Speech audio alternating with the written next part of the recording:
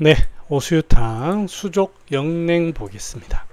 수족 영냉이라는 것은 팔다리가 차가워진다는 거죠. 역으로 이렇게 거슬러 올라가면서 차가워진다는 뜻입니다. 여러 가지 이유가 있겠지만 결론만 따지고 보면 원래 여기에 양기가 손끝까지 발끝까지 꽉 차야 되죠. 순환이 잘 돼야 됩니다. 그런데 실제로는 양기가 약해지는 경우, 과로를 하든 음식 부족이든 실제 양기가 부족한 경우, 그럴 때가 있겠죠. 그럴 때는 양기를 불어넣어야 됩니다. 무엇을 하느냐? 건강, 계지, 부자, 거기에다가 오수유, 이런 약이 들어갑니다. 환자를 봤을 때 실제 양기가 부족하구나, 허하구나, 요거를 우리가 알 수 있습니다. 그래서 대표적인 처방이 감초건강탕, 사역탕, 오두탕, 계지탕류, 개강조초 황신부탕, 오수유탕, 당기사역탕, 진무탕, 이 외에도 많습니다.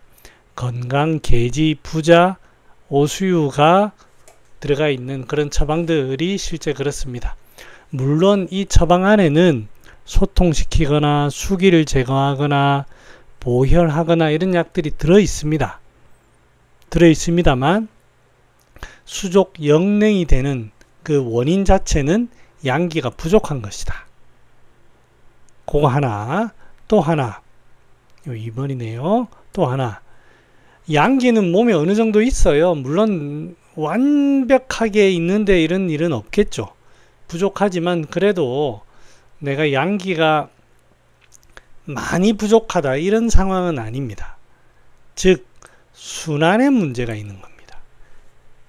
다른 식으로 표현하면 양기가 가는데 길을 막아요.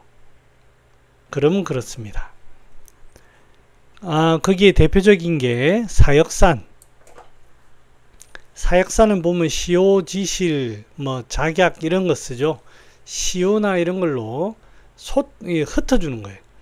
중강에 맺혀가지고 흩어주는 거예요. 그 다음에 백호탕도 보면 조문에 수족 냉 이런 게 있습니다. 영냉인가 이런 게 있습니다. 이거 이외에도 여러분 혹시 환자분들 중에 갑자기 손발이 시리다 이렇게 표현하시는 분들이 있는데, 원래 괜찮으시다가 갑자기 그런 거는 웬만해서는 체한 경우가 많습니다. 여기에서 체라는 건 식체이기도 하고요. 스트레스로 인한 기체가 되기도 하고요. 이처럼 수족 영냉은 양기가 부족한 경우, 순환에 문제가 되는 경우, 이렇게 크게 나눌 수 있습니다. 우리는 지금 조문을 가지고 이렇게 분석하다 보니까 오수유가 들어갔으니 수족 영냉이면 양기 자체가 부족하다, 그렇게 이해할 수가 있지만 실제 환자가 왔어요. 누가 소원병인지 얘기해 줍니까? 안 해줍니다. 그러면 수족 영냉이란 표현을 쓸 때 어느 경우일까? 부족할까? 순환이 안 될까? 한번 찾아보자. 이렇게 접근하는 겁니다. 그래서 제가 이거를 설명하는 거지, 수족 영냉을 양기 부족과 순환의 문제 모르는 사람이 어디 있습니까? 아시겠죠? 그리고 이거 글 보면 오수유가 이렇게 들어가 있는데 이거를 모를 사람이 어디 있어요? 그래서 제가 소개시켜 주는 겁니다. 그 다음에 순환에 문제되는 경우 보면 이제 복령사역탕이라는 것도 있어요. 근데 이제 이거는 제가 사역탕류라고 해서 뺐는데, 수기에 의해서 양기 순환이 막히는 경우도 있습니다. 그만큼 양기가 약한 거죠. 네. 자, 그 다음 번조. 번조라고 할 때 여기에 건조할 조자를 쓰기도 합니다. 물론 엄밀히 따지면 좀 다릅니다만 거의 같다고 보시는 게 좋을 것 같아요. 엄밀히는 제가 좀 다른 걸로 알고 있어요. 자, 순환이 막히면서 열감을 느끼는 거예요. 느낌이 열감을 느껴요. 번도 그렇고 조급하다 이런 표현이잖아요. 어떤 열감을 느끼는 거예요. 그러면 보통은 몸 모든 곳에서도 이런 게 나타납니다. 번조증을 나타납니다만 일반적으로 흉부 아니면 정신, 마음이죠. 마음과 흉부에서 번조감을 느낍니다. 일반적으로는 자, 이 열감이라고 하는 것은 열은 결국엔 우리 인체에서 열을 내는 건 기본 요소 중에 열을 내는 것은 혈입니다. 혈에 어떤 조동이 있는 거예요. 그러면 이 번조증이 느낄 때에는 혈과 관련된 약을 써야 되겠다. 그리고 열이다 보니까 습열이라든지 조할 때 이 열감을 많이 느낍니다. 환자는 깝깝하다고 해도 자세히 물어보면 습열에 의해서 그런 경우, 그 다음에 건조해서 그런 경우, 그 외에도 좀 있습니다만 대체적으로는 이렇습니다. 그러니까 환자분이 깝깝하다고 할 때에는 어떤 열감이고 약제를 선별할 때 열감이기 때문에 습열을 제거한다든지 아니면 진액을 보충해 가지고 시원하게 해준다든지 촉촉하게 해준다든지 그런 것들이 필요합니다. 그래서 이 혈과 관련된 그 병리가 이제 번조다. 그걸 알고 계시면 됩니다. 이 번조가 상한론에 보면 다양하게 나타납니다. 건강부자탕에 보면 상열한 병리를 얘기합니다. 그 다음에 수기가 양기를 막으면 또 사지에 번조증이 나타나면서 하는 경우에는 복령사역탕, 실제 마음이 불안해서 그래 나타납니다. 용골모료를 쓰는데 그럴 때 뭐 대표적인 게 계지가 용골모료 구역탕, 촉칠 용골모료 구역탕. 그 다음에 자, 표는 울이 되었어요. 겉에가 딱 막히다 보니까 속에서 깝깝증을 느껴요. 표울 번조 한 경우를 대표적으로 이제 대청룡탕이 그 경우죠. 표증은 없는데 열만 몰려가지고 막 깝깝해하는 경우도 있어요. 이거는 대함융탕. 자, 오수유탕의 경우는 뭐냐면 기역입니다. 기역. 밑에서 욱 하는 거예요. 그런데 그 욱 하는 그 기운 자체를 보면 습열이다. 그럴 때는 오수유탕. 그리고 장조 이런 얘기를 하잖아요. 장조. 장이 이 조자를 아까 번조 쪽에 조자를 써가지고 건조하고 예민하고 혈조한 그런 경우에도 신경이 예민한 사람입니다. 이런 사람들 감맥대조탕 이런 등등에서 전부 이제 번조라고 느끼면 환자가 호소를 합니다.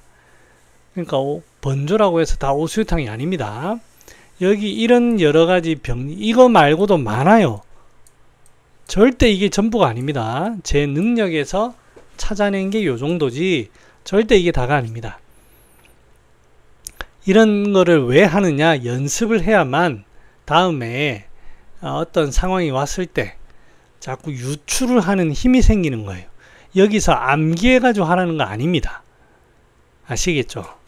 자, 그래서 번조. 자, 그러면은 소음병에 신용매, 단용매, 소음병, 소음지병,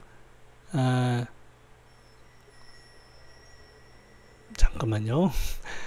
맥미세 단용매. 맥이 미세하게 아주 가늘고 약하게 뛰는 거하고 자꾸 잠을 자려고 해요. 그런 사람이 양기가 약하죠. 그런 사람이 토합니다.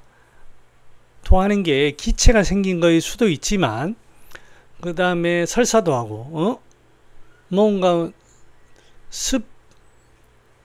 몸 전체는 차가워져 있지만 나타나는 토와 설사가 습열의 양상이에요. 그런데 몸의 반응은 수족 영냉이 나타나고 그러면서 이쪽에는 깝깝증이 나타나서 죽을 것 같다고 하고 겉에는 차지면서 속에는 열이 몰려가지고 이렇게 되는 거예요. 그 다음에 습열의 병리. 그럴 때 오수유탕을 쓰는 겁니다. 자, 다음 조문 해볼까요? 건구, 토연말. 자, 속이 미식미식 할 때는 괜찮은데 이 오수유탕을 꼭 쓰는 건 아닙니다. 근데 토연말, 연말을 토하는 거예요. 우리 일반적으로 토할 때 보면 우르륵 해가지고 그냥 음식을 그냥 토해버려요. 그런데 자꾸 멀건 침이 생깁니다. 지금 이 사진에는 이렇게 표현해놨는데 토하기 전에 입에 막 침이 고여가지고 난리가 납니다. 이게 바로 습열입니다. 습열.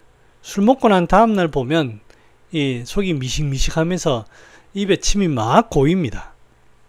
그래서 이 연말이 핵심이에요. 연말. 구토하는데 미식거리는데 연말이 나타나는 걸 보고 이거 습열이다. 요렇게 생각인 거예요. 그 다음에 그래서 이제 그러면 건구에는 보통 우리가 흔히 생강 반알을 많이 씁니다. 근데 여기 이제 오수유탕이 나왔다 그죠? 오수유. 물론 오수유탕에 생강이 들어갑니다만 그래도 구별을 좀 해볼 필요가 있어요. 생강은 어떻습니까? 위장에 작용하고 매운맛으로 위장을 자극 줘가지고 뭔가 차가워져 있는 위장을 풀어주고 활동시켜주는 약입니다. 향기가 있어요. 이렇게 쪼그라져 있는 위장을 활동시키는 약입니다. 거기에 생강은 촉촉해요. 이 수분을 가지고 이렇게 안정을 시킵니다. 반환은 기체를 통하는 약입니다. 그러니까 위장이 이렇게 뭔가 뭉쳐있다는 뜻이에요. 그럴 때 쓰는 거예요. 자, 오수유는 이 고미를 가졌다고 했죠. 고미는 습열을 진정시킵니다. 그러니까 오수유는 반드시 습열의 병리가 나타나야 돼요.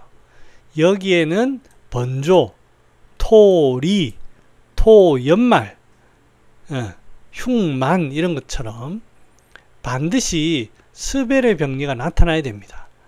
자, 두통 어떻습니까? 두통 습열 병리일 수도 있고 아닐 수도 있죠. 그러니까 이제 생강 반알을 쓰는 데에도 두통이 나타날 수가 있어요.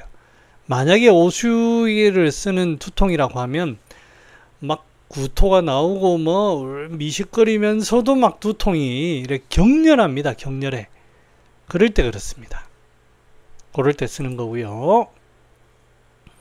시간이 조금 길어졌네요. 자, 다음 시간에 뵐게요. 안녕.